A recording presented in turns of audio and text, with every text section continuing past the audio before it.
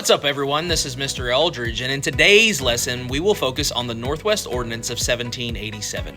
The Northwest Ordinance, enacted by the Continental Congress in 1787, stands as a pivotal document in American history, shaping the expansion and governance of the fledgling nation. Primarily aimed at organizing the territory northwest of the Ohio River, the ordinance laid out a systematic process for the admission of new states into the Union. It established a framework for territorial governance, guaranteeing certain rights and freedoms to its inhabitants and paving the way for eventual statehood. Notably, it prohibited slavery in the Northwest Territory, settling a significant precedent in the movement towards abolitionism. Furthermore, the Northwest Ordinance outlined a model for public education, emphasizing the importance of knowledge and morality in maintaining a free society. It maintained the provision of education in territory.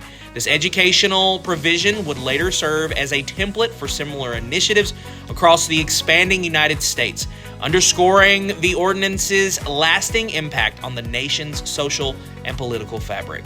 Thank you so much for paying attention to this video. If you have not subscribed to this channel, please go ahead and do so now.